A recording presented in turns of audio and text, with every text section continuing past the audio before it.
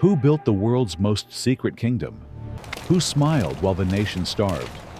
How did one man promise eternity and raise a son who believed him? Kim Il-sung created a god. Kim Jong-il learned to play one. And somewhere between them sat the driver who saw everything. It was still dark when the call came. The kind of darkness that feels heavy, like the air itself knows something you don't. I was already awake. I rarely slept anymore. The phone rang only once before I picked it up. "Driver Kang," the voice said, calm, official. "Report to the residence. The marshal will travel before sunrise." That meant Kim Il-sung himself. No entourage, no public notice, no convoy with sirens. Just me, the car, and the most powerful man in North Korea. I dressed without thinking. Same gray uniform, same gloves. The mirror in my room showed a face I hardly recognized. Lined, hollow, loyal. The face of a man who had learned that silence could be a profession. Pyongyang slept beneath a thin layer of snow.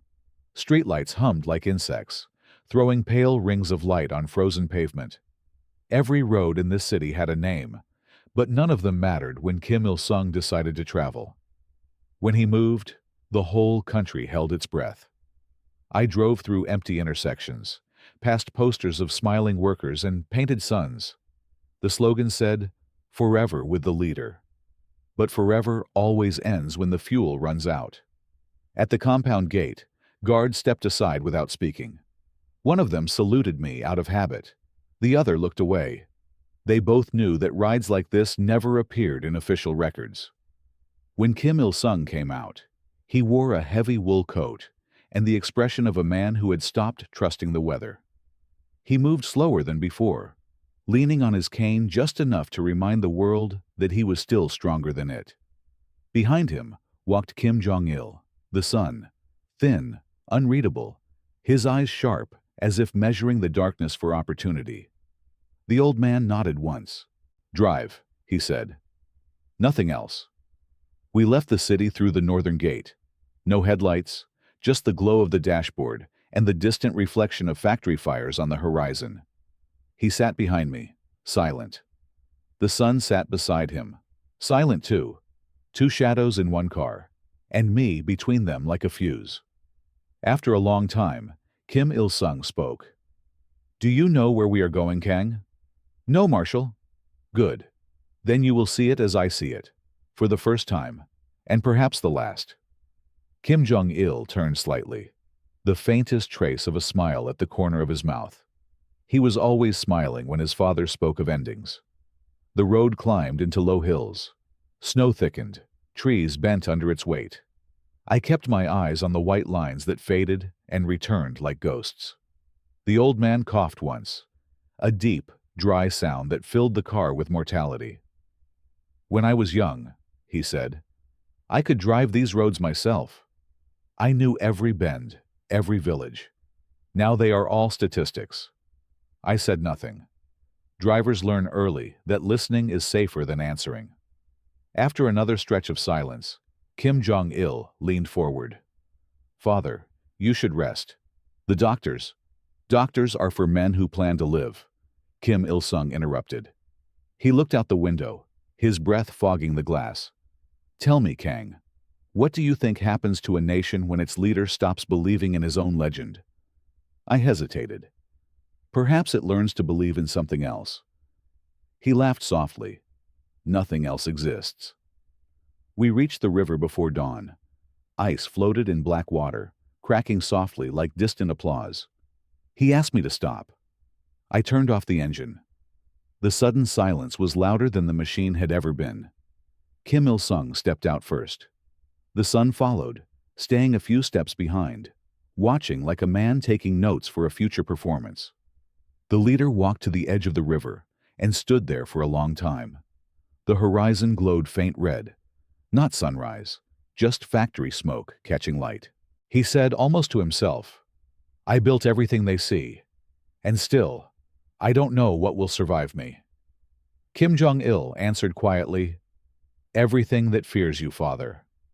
The old man turned his head, looked at him, then at me.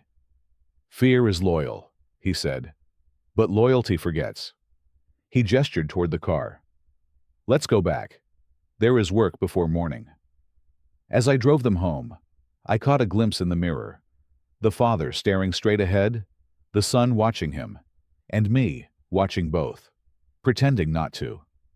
That's when I understood what kind of night this was.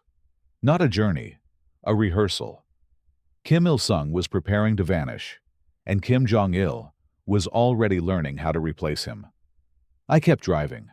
The road curved toward the city again, white, silent, endless. Like history before someone decides to write it down. I still remember the day Kim Il-sung stopped trusting his own reflection. It was late spring, the air heavy with dust from parade rehearsals, the banners already hanging across Pyongyang like warning signs. Every window held his portrait. Every child practiced the same smile. But when the real man looked into the mirror that morning, something flickered. Fatigue, maybe doubt. And for the first time, the great leader saw an ordinary face staring back. By nightfall, the mirrors in his residence were gone. They called the program Operation Echo. Officially, it did not exist. Its purpose was simple: to ensure Kim Il-sung could appear everywhere at once, even on the days when his body refused to follow his myth. Kim Jong-il, always the organizer, took command of it personally. He said it was for security. The doctors whispered it was for continuity. The truth, I think, was fear. I was chosen to drive the first rehearsal. They didn't tell me why. They never did. At the underground garage, I saw two silhouettes waiting in the half-light. Kim Jong-il and a man who looked almost like his father. Same height, same walk, same hair combed back with the same precision. But the eyes were wrong. Too alive, too unsure. Kim Jong-il noticed me looking. "Convincing, isn't he?" he said. Then he turned to the double and adjusted the collar of his uniform.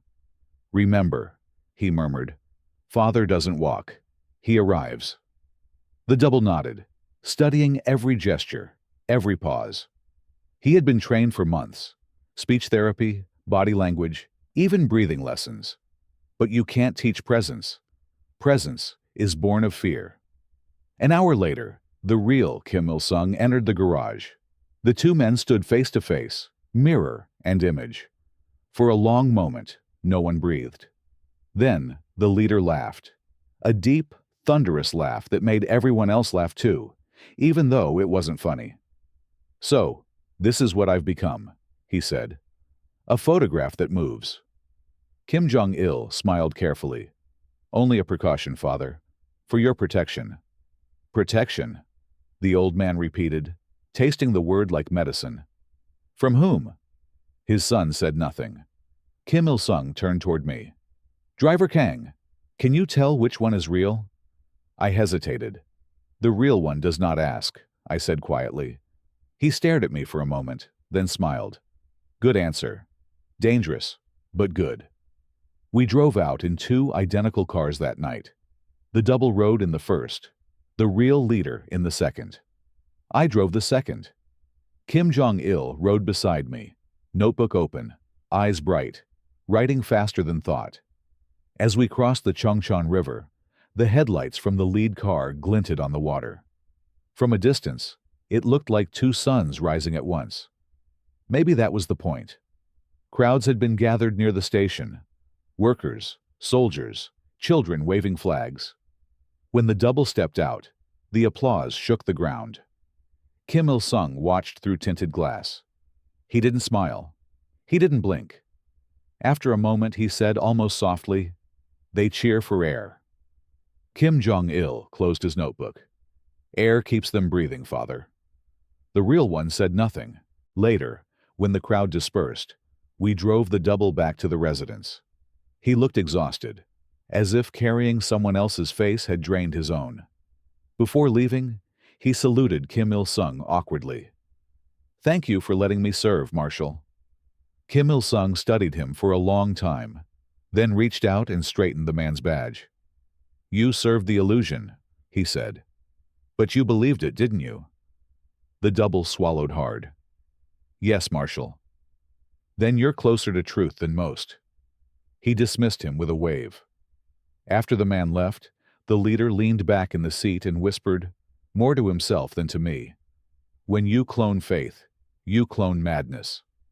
Kim Jong-il looked out the window, his face unreadable. Madness can be inherited, he said quietly. That night, Pyongyang's loudspeakers announced that the great leader had inspected 3 new factories and visited the workers at dawn. But we both knew he hadn't left his chair since sunset. The photographs in the newspapers were perfect. The people believed. And for the first time, Kim Jong-il smiled without looking at anyone else. From that moment on, the doubles multiplied. There were rehearsals, new uniforms, new routes, every image controlled, every reflection rehearsed.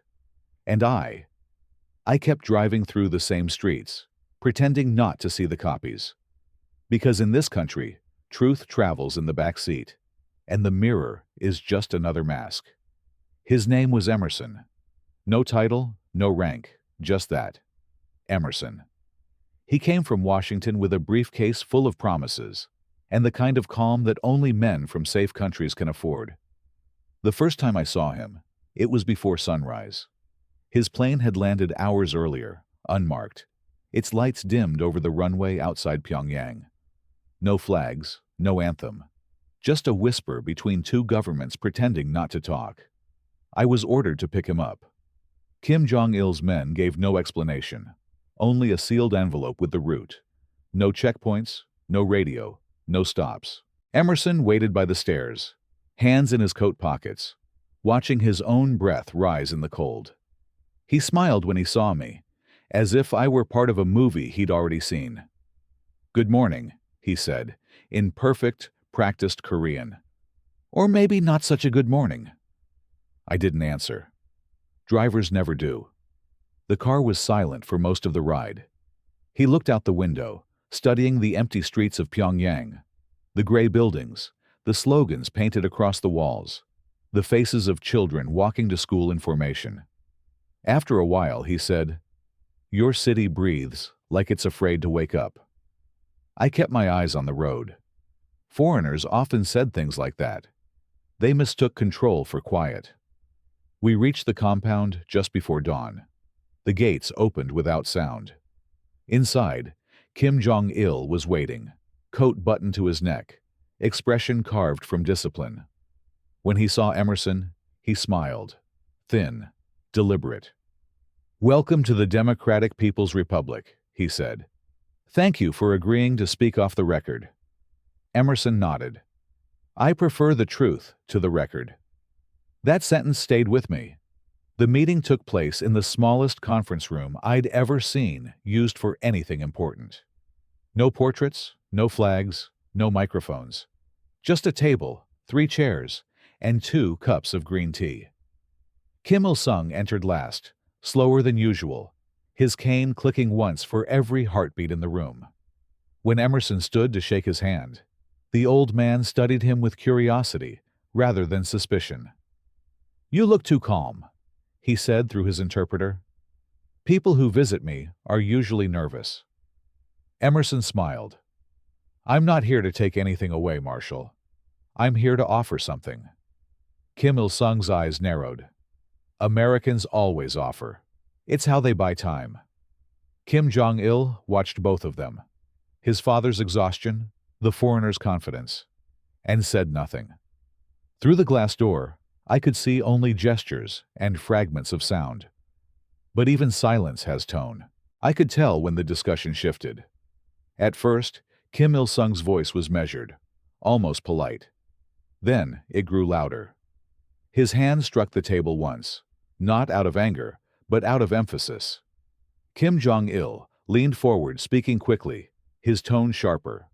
Emerson remained still, head slightly bowed, as if he'd come to measure not policy, but endurance. When they emerged an hour later, no one looked victorious. Kim Il-sung's face was pale. Emerson's smile was gone, and Kim Jong-il's notebook was closed. A rare thing. Before leaving, Emerson stopped by the car. He looked at me again, the same calm in his eyes. "You were in the army once, weren't you?" he asked in English. I said nothing. He nodded anyway. "You know, in every system, someone like you survives. The one who watches. The one who remembers." Then he added quietly, "When history changes direction, you'll know before anyone else." I didn't understand what he meant then. Later, I would. That night, Kim Jong-il came to the garage alone. He asked for the car keys, but didn't take the car.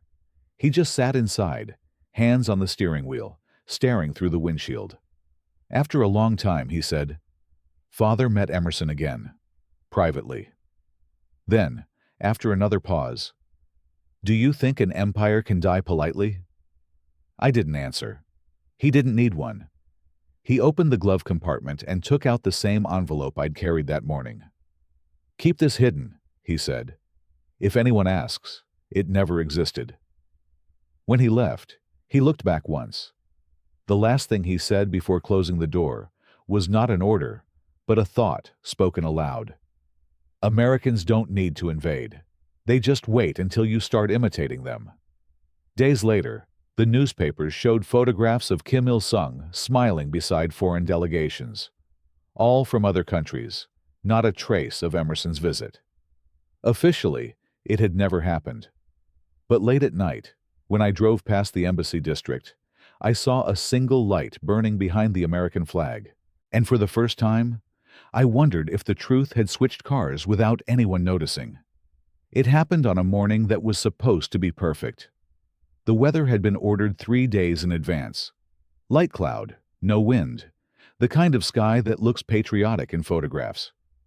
Kim Il-sung was scheduled to appear at the new hydroelectric dam, smiling, waving, immortalizing progress. Except the man scheduled to smile and wave, that day, wasn't him. It was the double, one of the best. He had practiced for months, the walk, the gestures, even the small cough the great leader had developed that year. He could fool a crowd, a camera, a soldier, but not a son. The mistake began with a flower.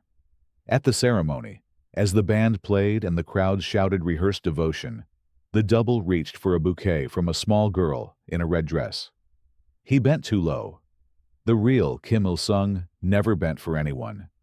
Even the act of stooping broke the illusion. For a heartbeat, the entire stage seemed to freeze. Kim Jong-il, standing beside him, noticed instantly. He didn't react, not outwardly. He simply kept clapping, his eyes cold, calculating. But I saw the muscle in his jaw tighten. The crowd, of course, saw nothing. They screamed, they waved, they cried. For them, perfection was mandatory. For Kim Jong-il, imperfection was betrayal. After the event, we drove back in 2 convoys. The double was in the first car, the real Kim Il-sung in the second, my car. He seemed unusually quiet. Through the mirror, I saw him staring at his own reflection in the window, his face pale under the morning sun. "Driver Kang," he said softly.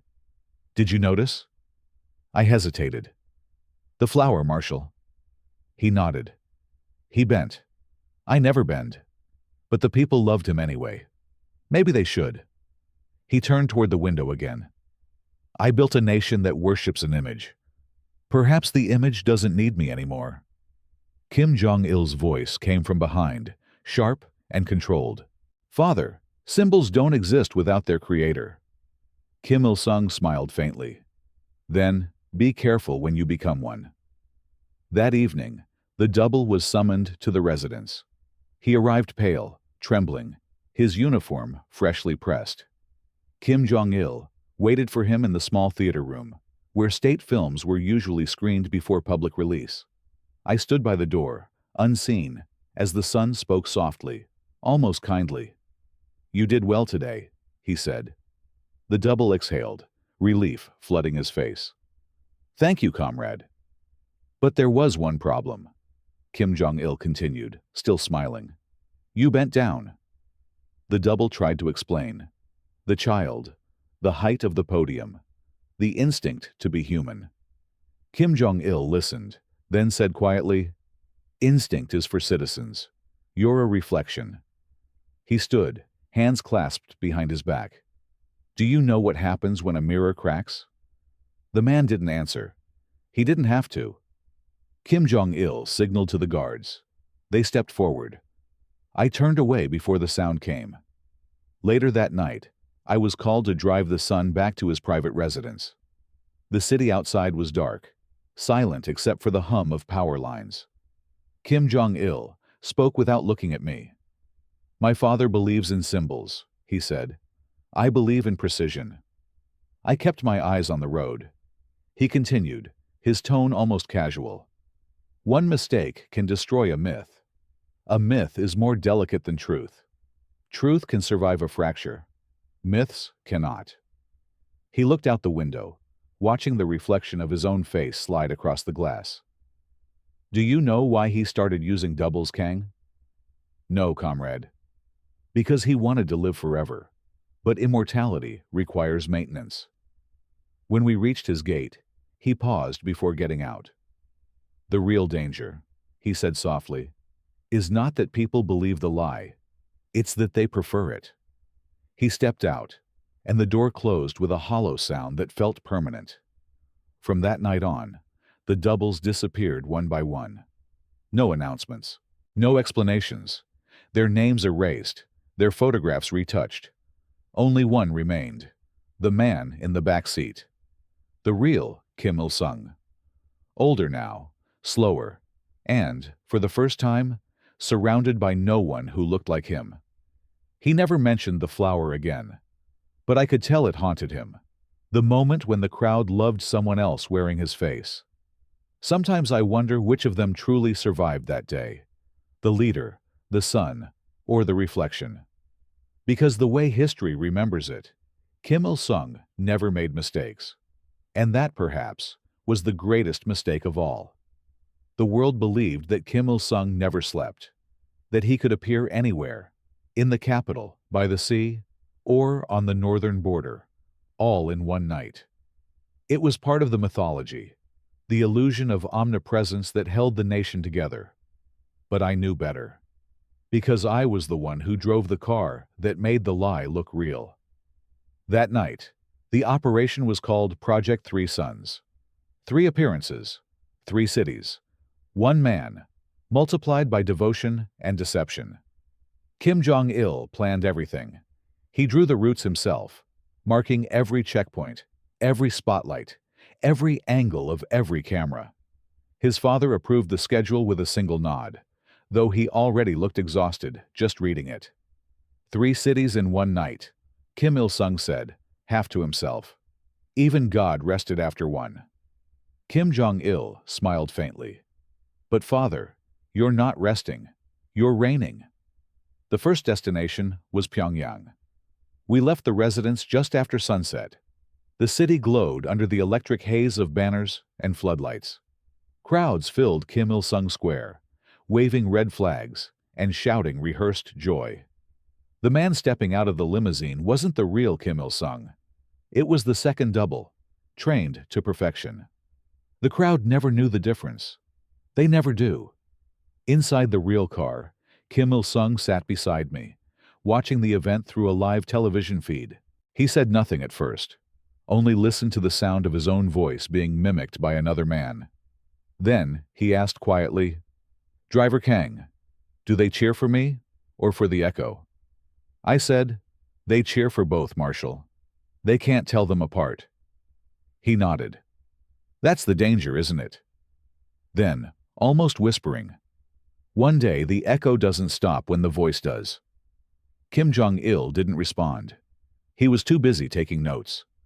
After Pyongyang came Nampo, the port city by the cold sea. We drove south along the coastal road, the headlights off, guided only by the faint red glow of the horizon. The air smelled of salt and rust. The soldiers at checkpoints saluted shadows. None dared look inside the car. When we reached the harbor, fireworks lit up the docks, reflected on the water like burning constellations. The second double was already there, delivering a speech to dock workers under a banner that read, "The leader stands with the people." He looked convincing. Too convincing. Kim Il-sung stepped out of the car briefly, keeping to the darkness behind the stage. He watched the man on the platform, then whispered, "He looks stronger than I do now." Kim Jong-il replied, "That's the point, father.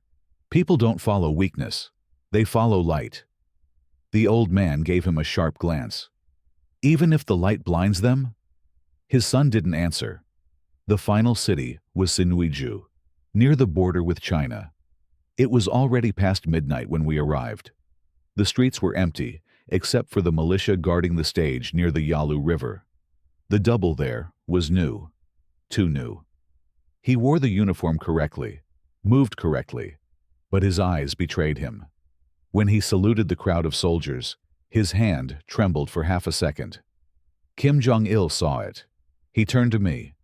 "If he falters again, we'll never use him. Fear is contagious." Kim Il-sung chuckled softly. "Fear built this country, my son. Without it, people might start thinking for themselves." The younger man didn't laugh. He just watched the trembling double with the intensity of a scientist studying a specimen. For him, perfection wasn't admiration. It was control. By dawn, we were back on the road to Pyongyang. Kim Il-sung sat quietly, his face pale in the early gray light. Kim Jong-il closed his notebook, satisfied, and said, "It worked. 3 appearances, 3 crowds, 1 legend." His father nodded slowly. "Then the legend no longer needs the man." The car fell silent. The only sound was the tires whispering over frozen asphalt, and the faint hum of the engine, the sound of a lie moving forward. As we approached the city, Kim Il-sung looked at his son. "When I am gone, they'll worship the image, not the truth. Can you live with that?" Kim Jong-il smiled, almost tenderly. "Father, I was raised by images." The old man closed his eyes and leaned back. For a long while, none of us spoke. When we finally reached the compound, dawn broke over Pyongyang, 3 suns rising on the same horizon. That was the night I realized something.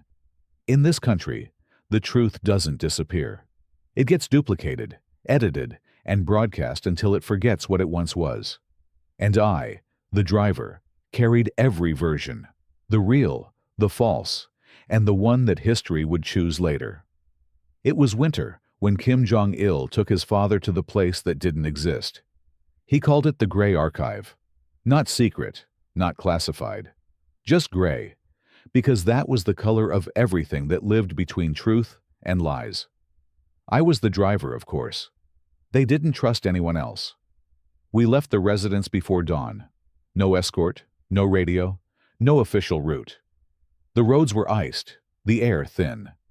Kim Il-sung sat in silence, wrapped in a black coat, his gloved hand resting on a leather folder. Kim Jong-il sat beside him, younger, sharper, his eyes glowing with something that looked too much like ambition. At one point, the old man asked, "Why are we going there now?"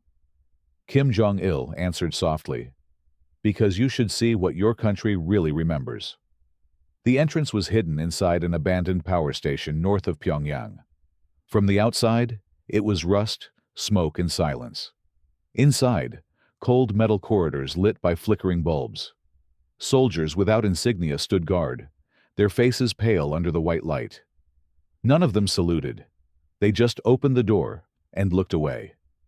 The elevator had no buttons, only a keyhole. It descended so long that even the sound of its machinery faded. When it stopped, the air that came out smelled like dust, film reels, and dead electricity. The vault stretched endlessly. Rows of shelves, cabinets, and boxes marked with faded numbers and foreign stamps. American, Soviet, Chinese. A museum of favors, betrayals, and forgotten promises. Kim Il-sung walked slowly, his cane tapping against the concrete floor. He stopped at a cabinet, labeled 47. Inside were photographs, men in suits shaking hands, smiling at banquets, signing papers the world was never meant to see. He picked up one photograph and held it under the light. It showed him sitting beside a foreign diplomat, smiling, confident, immortal in youth. The diplomat was dead now, but the deal they'd made had outlived both morality and memory. "Why are you showing me this?" the old man asked. Kim Jong-il looked at him carefully. "Because these files are power, father. The kind that doesn't age. You built a country on loyalty. I will build one on leverage." Kim Il-sung frowned. "You think fear is stronger than belief?" His son didn't blink. "Belief dies with its prophet. Fear renews itself." The old man placed the photo back into the box. He stared at the endless rows of evidence. Every sin catalogued, every name preserved. "This is poison," he said quietly. Kim Jong-il smiled. "Only to those who drink it." In the far corner, a man in a gray uniform stood by 3 metal cases. He opened them one by one. Inside were tapes, film reels, and coded reports, some in Russian, some in English. He handed one folder to Kim Jong-il.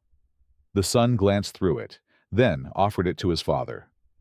Kim Il-sung read a few lines. The names were familiar.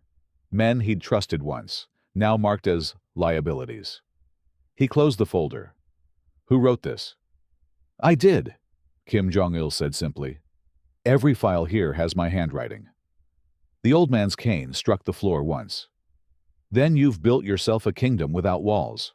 But walls keep the world out. Paper keeps it in." Kim Jong-il slipped the folder back into the case. "I don't need walls, father. I only need records." As we left, Kim Il-sung turned to the man in gray. "Seal this place," he said, "and make sure no one ever opens it again." Kim Jong-il smiled faintly. "Then who will remember, father?" The old man looked at him. "Some things are better forgotten." The son's reply came like a whisper of smoke. "Nothing is ever forgotten, only misplaced." When we drove back toward the city, neither spoke for a long time. Snow fell in slow, heavy flakes, covering the windshield like ash. In the rearview mirror, I saw Kim Il-sung staring at his hands, as if seeing the cost of his own history. Finally, he said, "Driver Kang, if someday my name disappears from these streets, will anyone know who I was?" I answered truthfully, "Yes, Marshal. They'll know what you were, but not who." He nodded slowly, his eyes closing. "Good," he said. "Then I've done my job." That was the night the balance shifted. The father still ruled the country, but the son had begun to rule the past. It was a night without wind. Even the trees along the Taedong River stood motionless, as if the whole country had been told to hold its breath. Kim Il-sung had requested a drive. No escort, no lights, no record. Only me. He said he wanted to see the city as it really sleeps. We left the compound after midnight. The streets were empty, the lamps dimmed for energy rationing. The radio was off. Only the soft rumble of the engine filled the silence between us. Halfway across the bridge, he said, "Turn left, Kang, toward the old district." That road hadn't been used for years. Most of it was blocked with snow and time. But I obeyed. At the end of the road stood a small memorial by the river, a simple stone with no name. The marshal asked me to stop. When he opened the door, the cold swept in like a memory. He walked to the stone and stood there, hands behind his back. I waited in the car, as always, until I saw her. She appeared from the darkness beyond the trees, a woman dressed in a black hanbok, her hair pinned with a single white ribbon. She moved with quiet certainty, not like a servant or a stranger, but like someone who had walked this path many times before. Kim Il-sung turned when he heard her steps. For a moment, they just looked at each other. No words, no salute, no fear. It was the first time I had ever seen him without an audience, and the first time he looked smaller than his own legend. She spoke first. "You shouldn't have come." Her voice was calm, but there was something underneath. Not anger, not grief, just weight. "I never stopped coming," he said. "I just changed the road." "You changed everything," she replied. He took a slow breath. "The world needed a story, and I gave it one." She stepped closer. "And what did you keep for yourself?" For a moment, the man who built an empire had no answer. She reached into her sleeve and handed him a small envelope, sealed with red wax. He held it gently, almost fearfully. He didn't open it. He just looked at her hand, trembling slightly against the cold. He said quietly, "How old is he now?" "Old enough to remember your name," she answered. "Too young to say it aloud." Kim Il-sung nodded slowly. Tell him his father built something for him." She smiled, sad and small. "He doesn't need a monument. He needed a man." The words hit harder than any bullet. For the first time in years, I saw the leader's shoulders sink. They stood there in silence, the river murmuring beneath the ice. Then she said, "When the time comes, promise me you'll let go." He looked back toward the city. "I don't know how," he said. "It's easier to hold than to release." "Then you'll die holding it," she whispered. He turned back to her. "You already know that's the only way I know how to live." When she walked away, she didn't look back. Her figure faded into the darkness until only the white ribbon was visible, a fragment of light swallowed by shadow. Kim Il-sung stayed there a long time, the envelope still in his hand. Finally, he came back to the car. He didn't speak. He didn't need to. Halfway to the residence, he said quietly, "Do you believe in ghosts, Kang?" "No, Marshal." "You should," he said. "Sometimes they're the only ones who still tell the truth." We finished the drive in silence. At dawn, when I parked in the garage, I noticed the envelope was gone. He had taken it with him. Maybe to burn, maybe to hide. No one ever saw it again. But that night changed something. The next morning, the propaganda office received new orders. The portraits of Kim Il-sung to be repainted, subtly softened, the eyes made warmer. It was the only time in all the years I served him that an order came directly from him. An order not about power, but about forgiveness. History would never mention the woman in the black hanbok. But I think, in that quiet corner by the river, Kim Il-sung met the only person who ever saw him without the crown, and the only one he could never command. Revolutions make noise, but power, real power, dies in silence. By the winter of 1993, the silence in Pyongyang had started to change. It was no longer loyal. It was listening.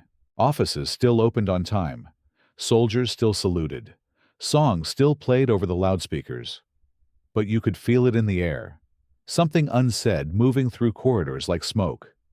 Kim Il-sung still ruled, at least in the newspapers. But in the meetings, in the whispers, in the late-night phone calls, another voice was taking shape. Softer, younger, colder. Kim Jong-il didn't argue with his father anymore. He didn't need to. He simply waited. It began with people disappearing from the second row of power. Advisors, secretaries, generals who had served since the war. Some were reassigned to medical leave, others to rural inspections. None returned. One morning, I drove Kim Il-sung to a meeting at the party headquarters. He looked out the window at the empty streets and said, "Do you ever notice, Kang, how familiar faces vanish before portraits do?" "Yes, Marshal." He nodded. Loyalty fades quietly, like paint. Inside, Kim Jong-il greeted him with the same gentle bow as always. The room was full, but the air felt hollow. Even the applause that followed the father's entrance sounded mechanical, like it had been rehearsed too many times. During the meeting, I stood outside the door. I could hear only fragments. The son's voice calm, logical, methodical. The father's tone shifting from command to doubt. By the time the door opened again, only Kim Jong-il was smiling. That evening, the marshal asked for a drive. No destination, just motion. We crossed the frozen river twice without speaking. Finally, he said, "My son keeps the files now. He keeps the truth in boxes." He paused. "Do you think truth can survive that long in the dark?" I didn't answer. He wasn't really asking me. Later, I realized he wasn't afraid of losing control. He was afraid of becoming history while still alive. The first real sign of rebellion came through the radio. For years, every morning at 6, a coded transmission confirmed the leader's route and schedule. But one morning, the signal didn't come. Just white noise, 10 full minutes of it. And then, a new voice, younger, smoother, announcing routine updates from the leadership office. No title, no name, but everyone knew that voice. Kim Il-sung listened in silence. Then he turned the radio off and said, "I taught him to speak like that." He leaned back, closing his eyes. Perhaps too well. By spring, the palace guards had changed uniforms. The old insignia, the one that bore Kim Il-sung's crest, was gone, replaced with a new emblem, a rising sun behind a mountain. Kim Jong-il's symbol. When I noticed it, I pretended not to. He noticed that I pretended. We said nothing. One night, I was summoned to drive Kim Jong-il to the northern compound. He carried a briefcase and said only, "There are papers my father doesn't need anymore." The way he said it made me shiver. As we drove, he looked out at the dark landscape and murmured, "Do you know, Kang? Silence is the perfect weapon. It kills without witnesses." When we arrived, soldiers carried the briefcase inside. It never came back out. A few days later, I drove Kim Il-sung again. He was weaker now, his breath short, his words slower. He looked at the palace gates and said quietly, "When I die, they will say I passed peacefully. But peace is just another name for surrender." Then, after a pause, "Do you know who signs my orders now, Kang?" I hesitated. "Yes, Marshal." He smiled sadly. "Good. Then we both know what silence means." That summer, the newspapers printed a new headline: "The Eternal Leader ensures the future of the revolution." The photograph beneath it showed Kim Jong-il, standing slightly ahead of his father, his hand raised, his expression unreadable. The caption said, "Harmony of Generations." But I was there that day. I saw the truth the camera missed. When Kim Il-sung lifted his hand to wave, his son's hand didn't rise. It guided the old man's, holding it steady, as though testing how power felt when borrowed. History would later say the transfer was peaceful. It was. Too peaceful. Because by then, the rebellion was complete. And no one had said a word. When Kim Jong-il began burning the archives, he called it purification.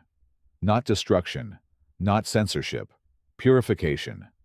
He said the revolution needed clarity, that the old words were heavy, that the nation could not move forward while burdened by paper ghosts. But I had seen what was inside those archives. They weren't ghosts. They were proof. It started quietly. One morning, trucks rolled into the compound north of Pyongyang, covered in tarps, unmarked. Soldiers unloaded wooden crates, stamped with codes from the Gray Archive. Years of records, films, letters.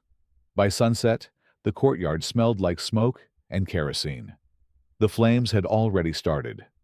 Kim Il-sung was still alive then, confined to his quarters, too weak to walk, too proud to be seen in a wheelchair. When he looked out the window that night, he saw his own history glowing in the distance. He asked me, "Driver Kang, what are they burning?" I said, "Old reports, Marshal." He nodded slowly. "Then I am old." The next day, Kim Jong-il summoned the senior officers. They stood in a semicircle before him, their faces tense, the heat from the fires reflecting in their eyes. He held a single document in his hand, a letter from the early days of the revolution, signed by his father and a Soviet advisor. The paper was yellow, the ink faded. It contained the first formal trade agreement, proof that the great self-reliance of the North had never truly been alone. He lifted it high. "This," he said, "is what weakens us. Every dependency is a chain." He dropped it into the barrel. The fire hissed and swallowed it whole. Then he turned to the officers. "From today, our story begins again. From me." They applauded. It didn't sound like applause. It sounded like surrender. That evening, he came to his father's room. I waited outside, but the walls in that old house were thin. Their voices bled through like memories refusing to die. Kim Il-sung said, "You're erasing me." Kim Jong-il replied, "I'm preserving you. By burning. By perfecting." The old man coughed. A dry, painful sound. "You think the people will love you more if they forget me?" "I think they'll love the idea of us both," Kim Jong-il said. "And ideas don't age." There was silence then, long and brittle. Finally, Kim Il-sung said, "I built this country with loyalty. You're rebuilding it with fear." His son answered, "They are the same thing when done properly." When the door opened again, Kim Jong-il's face was calm, almost serene. He said only one word: "Continue." The fires grew over the next week. Documents, tapes, photographs, even statues that had never been unveiled. Everything that could contradict the new version of the past. I saw soldiers feeding the flames with hands that trembled, not from heat, but from hesitation. Some crossed themselves before dropping another box into the blaze. An old habit from before belief was forbidden. One officer near the back whispered, "This isn't cleansing, it's cremation." Another silenced him with a look. The smoke spread across the city like a second winter. Ash fell on cars, on rooftops, on the river. Children played in it, thinking it was snow. On the final night, Kim Jong-il stood alone before the last barrel. Inside were handwritten letters, private ones, exchanged between him and his father over the years. He didn't hesitate. He lit the match himself. I was the only one standing near enough to hear him say, "Even love has to burn clean." He watched the paper curl and blacken, his face expressionless in the firelight. Then he turned to me. "History is a mirror, Kang. It only shows what we allow it to show." He paused, then added, "And soon, it will show only me." The next morning, the fires were gone, the ground still warm. Kim Il-sung's window was open. His room was empty. He had died sometime before dawn. They said it was peaceful. I think it was smoke that took him. For 3 days, the sky above Pyongyang stayed gray. No one spoke. No one cried. Even the river moved slower, heavy with ash. When the official announcement came, Kim Jong-il's voice filled every speaker in the country. It was calm, unwavering, sacred. He said, "The sun of our nation has set, but its light will live forever through the hearts of its people." And just like that, the fire had done its job. The official announcement said Kim Il-sung would rest forever at Kumsusan Palace. The Palace of the Sun, a monument of eternal glory. But before the marble, before the glass and the ceremony, there was something else. A journey, a night, a mountain with no name. I was ordered to drive. No military escort, no cameras, no flags. Only one car, one coffin, and one son who had already learned how to speak like a god. We left Pyongyang just after midnight. The air was heavy with rain. The streets were empty, swept clean for morning. Every loudspeaker in the city played the same dirge, a song written for eternity, but played by men who couldn't look each other in the eye. Kim Jong-il sat in the back beside the coffin. The wooden lid was sealed with brass clasps, simple, unadorned. On the seat beside it lay the marshal's cap. He hadn't allowed it in the coffin. He said it belonged to the living. For a long time, no one spoke. The sound of the tires on wet asphalt was the only heartbeat left in the car. As we passed the river, Kim Jong-il said, "Turn east, Kang, toward the mountains." I obeyed. The road narrowed, then disappeared into fog. Pine trees bent over the edges, heavy with rain. The headlights cut through mist that looked almost solid.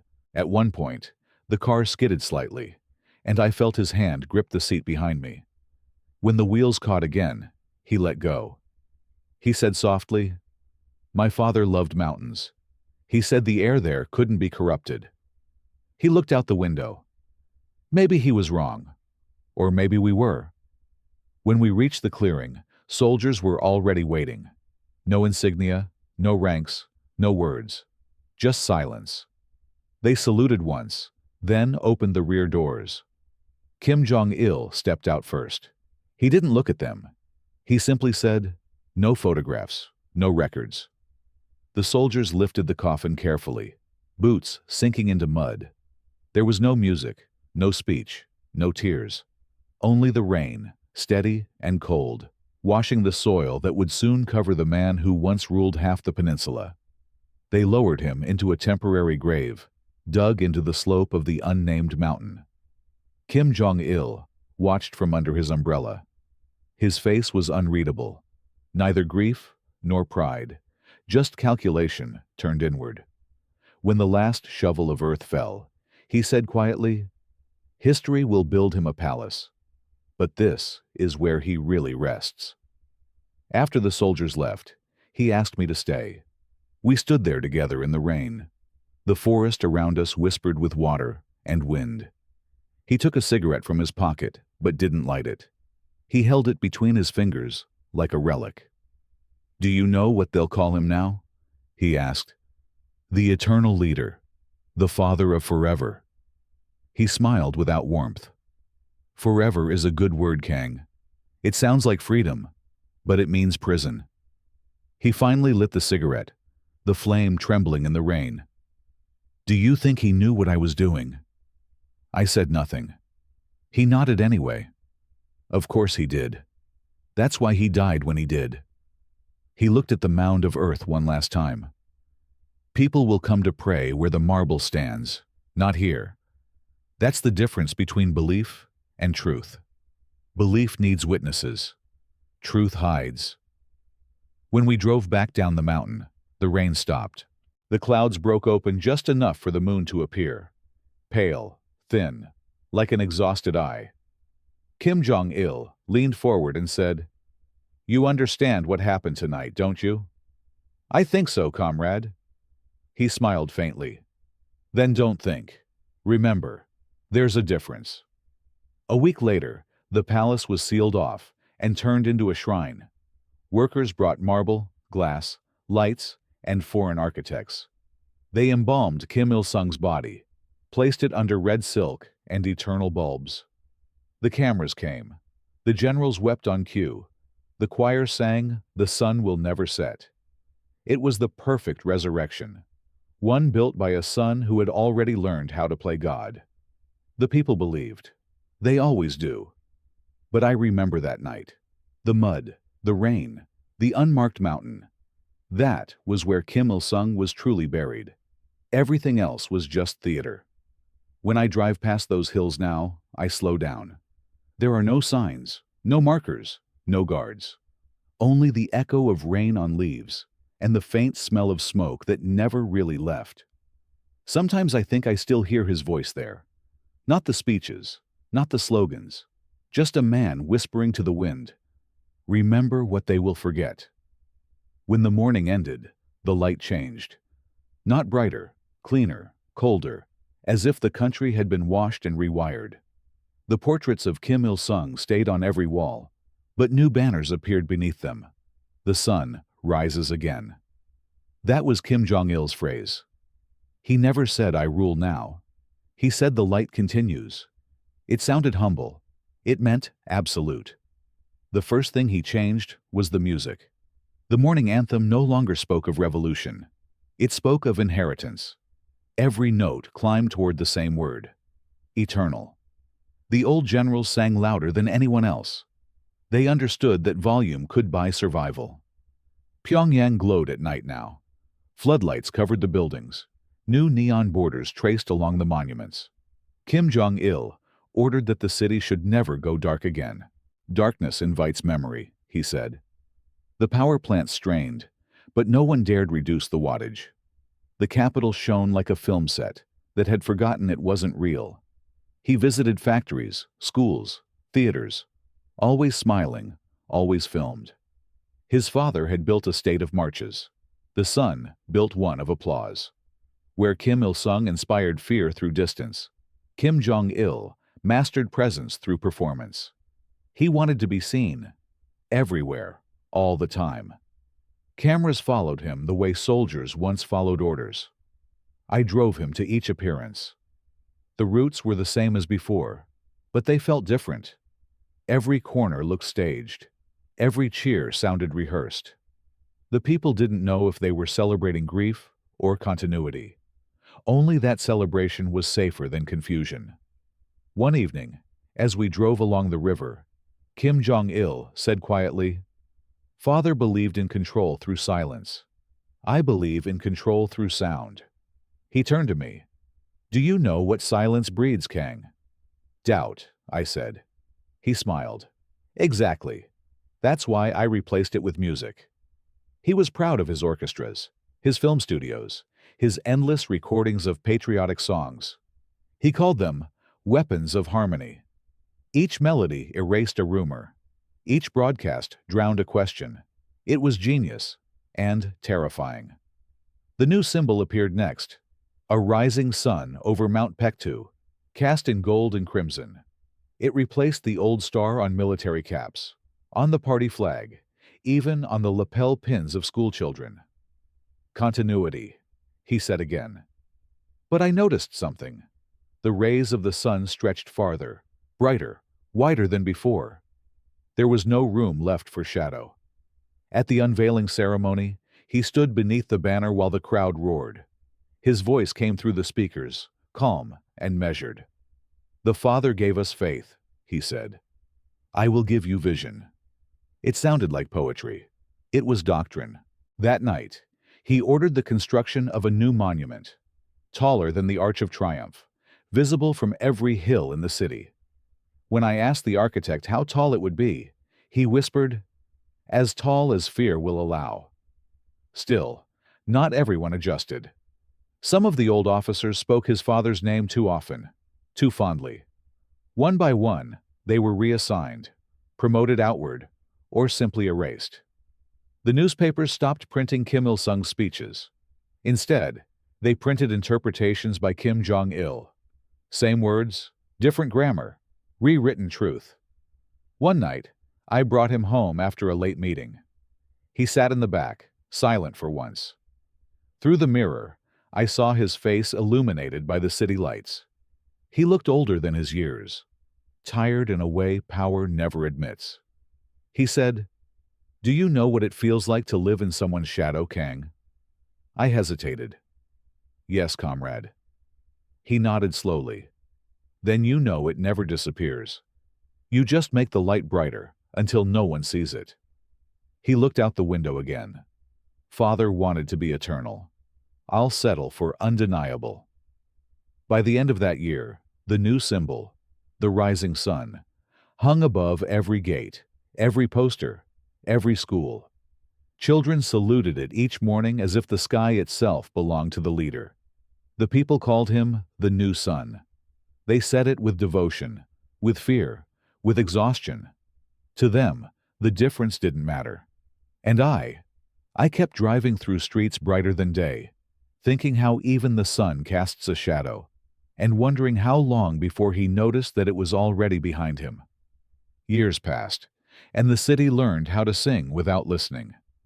Under Kim Jong-il, every morning began the same way, with music loud enough to drown the wind.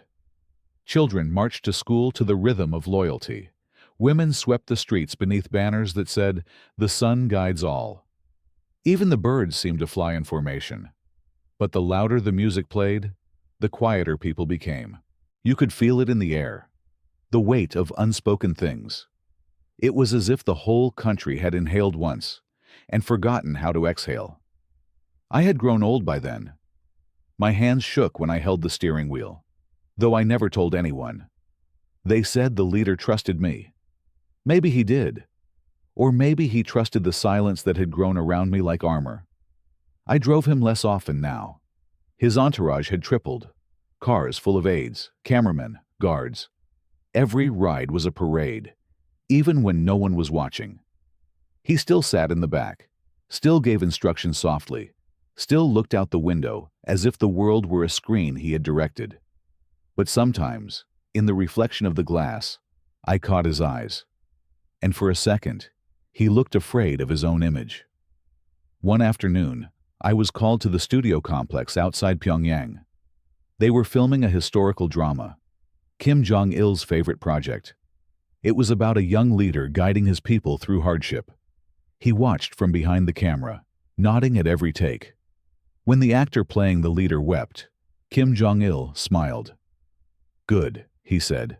"Emotion is control." Later, as we drove back, he asked, "Do you know why cinema is important, Kang?" I said, "To inspire the people, comrade." He laughed softly. "No, to replace their memories with better ones." The way he said better sent a chill through me. By the time I reached 70, the country had changed beyond recognition. The streets were cleaner, the lights brighter, the faces quieter. No one asked questions anymore. They didn't need to. The answers were already printed on the walls. I lived in a small apartment near the river. From my window, I could see the reflection of the leader's statue in the water. At night, it shimmered with gold light, tall and perfect. Sometimes I wondered if anyone still remembered the man who had once stood in the rain on a mountain with no name. Once, a young officer asked me, "Is it true you drove the great leader?"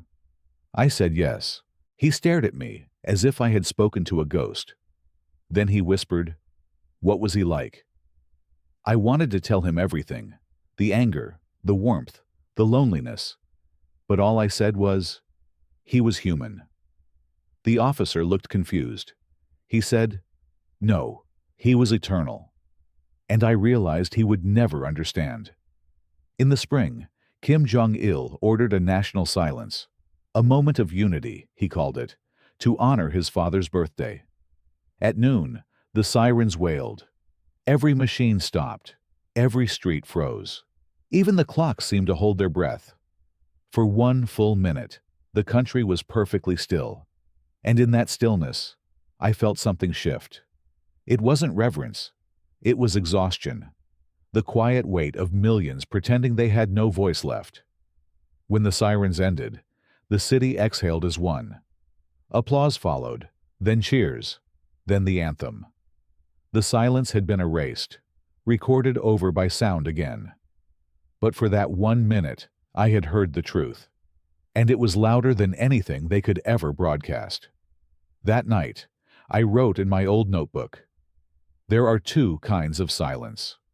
The one they command, and the one that commands them."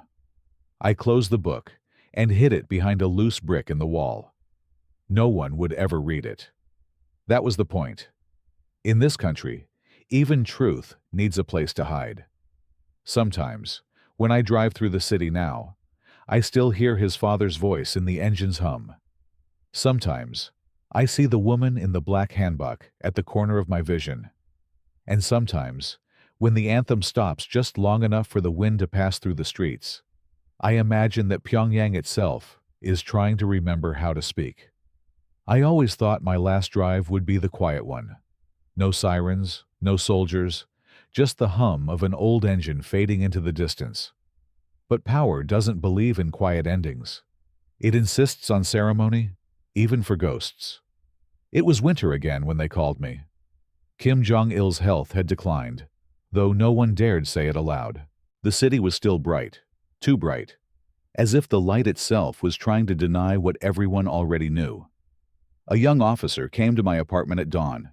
He saluted awkwardly, said, "The leader requests your service. One final time." He didn't say what for. He didn't have to. I put on my old coat, the one with the worn cuffs, and followed him to the motor pool. The car waiting there was black and spotless, the same model I had driven for half my life. When I sat behind the wheel, The smell of the leather hit me like a memory. Every road I had ever taken seemed to hum inside it. We drove through Pyongyang before sunrise. No traffic, no music, no crowds. Only banners fluttering in the wind, still carrying his face, smiling, immortal, untouchable. The streets felt empty without applause. At the edge of the city, I saw the motorcade forming. 5 cars, 2 trucks, 1 ambulance. They loaded the stretcher into the second vehicle. I didn't need to look inside to know who was on it. The radio crackled once, then fell silent. No music today. Even the wind sounded cautious. The convoy took the long route, the same one we had driven together years ago, past the old studio lots, past the dam, past the bridge over the frozen river. The air smelled of diesel and cold iron. No one spoke. The men in the escort cars stared straight ahead, faces pale in the dim light. Somewhere near the outskirts, snow began to fall. The flakes were large and slow, glowing under the headlights. For a moment, they looked like ash again, falling from an unseen fire. I remembered another night, another coffin, another silence. Different sun, same road. At dawn, we reached the mountain, not the marble palace, not the shrine of tourists and cameras, but the one with no name. The same clearing where Kim Il-sung had been buried before the world saw the replica. The same trees, older now, bending under the snow. The soldiers moved carefully, reverently, as if afraid the mountain might hear. They placed the new coffin beside the old one, just a few meters away. No one said a word. I stood there, my breath forming clouds in the freezing air. For a second, I thought I saw the younger Kim standing in the fog, alive, watchful, waiting for his father's approval one last time. But it was only the smoke from the exhaust. When the ceremony ended, the officers saluted and left. I remained alone with the mountain, the car, and 2 men who had outlived their own reflections.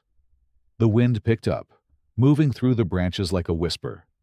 It sounded almost like words, but not quite.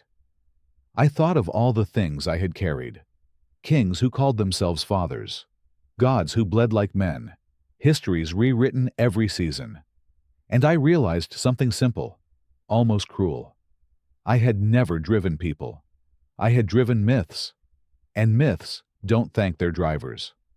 On the way back, the sun rose over the horizon, pale, fragile, uncertain. For the first time in my life, Pyongyang looked small. The towers, the slogans, the monuments, all of it seemed temporary, as if the morning light were about to erase it. When I reached the city, I parked the car in the old garage and turned off the engine. The silence that followed was absolute. I sat there a long time, my hands resting on the wheel, feeling the vibration fade out of the metal. Finally, I whispered, "Rest now, all of you." Then I stepped out, closed the door, and walked away.